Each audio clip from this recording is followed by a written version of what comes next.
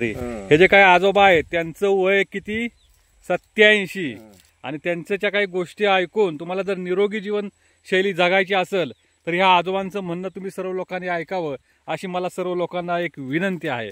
प्रार्थना म्हणा असं म्हटलं तरी काय वावगं ठरणार नाही. आजोबा तुम्ही सांगा बरं तुमची दिनचर्या. आजही सकाळी अनवाणी किती 1 किलोमीटर अनवाणी ते चालतात, काठी घेऊन चालतात. त्यांनी बरोबरच म्हणजे दूध दुभतं लहानपणी पुष्कळ प्रमाणात सेवन केलं. म्हणून जेवढं वस्तू खायचं नाही. हा बर खाल्लं तरी आपलं मापात खायचं. बर हा तरी खायचं नाही. आणि भाकरी काय कशाची भाकरी चालते? भाकरी भाजी कशाची बी? कशाची? बाजरीची, नाचणीची, कशी बी, ज्वारीची, घावल त्याची खायची. एक भाकरी दुपारची. नंतर रात्रीच्या नाश्ता करतो की रातच्याला काय करता?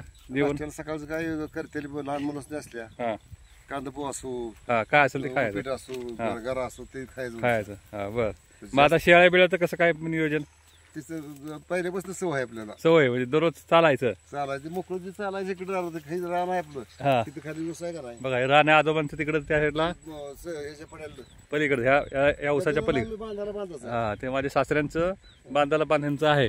आणि हे बघा आता बकऱ्या काय कमी केला का तुम्ही? आता हो 13-14 होते म्हणलं वयाच्या मानानं लोकांनी काय पिकं केली म्हणजे मग कमी केली सांभाळायची. बघा म्हणजे वय वर्ष 87 लोक 60 झाले की रिटायर होतात आणि म्हणतात झाला कंटाळा आला.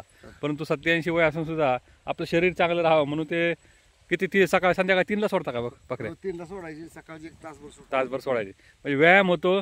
आणि दात पूर्ण शाबूत आहेत. पूर्ण बघा दाखवा पूर्ण दात शाबूत.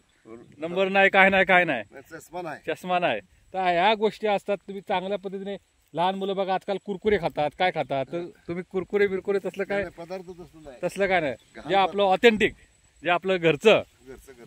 त्यामुळे इतका फिरणार आहे. मद्रास पतूर गेलेलो आहे, पुन्हा इकडे कर्नाटक मध्ये गेलेलो आहे. माझ्या इतक्या मोबाईल मध्ये नंबर आहेत.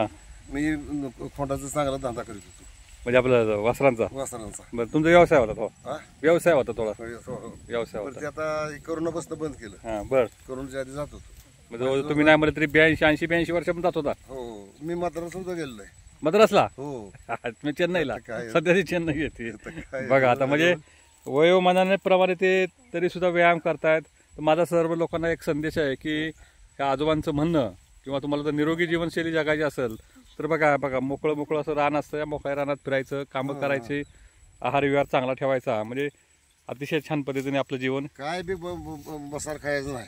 असर बसर खायचं नाही असं म्हणणं आहे. सटर काय चहा पिता का? चहा पितो आपलं जर्सी गायचं नाही.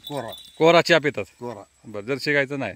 दूध बिलकुल वापरायचं नाही. दूध नाही. मग असं देशीचं प्यायचं. देशीचं प्यायचं. बघा देशीचं दूध प्यायचं पण जर्सी दूध प्यायचं नाही. कारण जर्सी दुधाचं दही पण नाही. 17-18 गाय माझ्याकडे. 17-18 जर्सी गाय असेल तुमच्या? देशी काय नाही पाहिजे हिरवी? 1-2 किती खिलार असतील? बरं चालतंय. आजोबा माहिती सांगितल्याबद्दल धन्यवाद.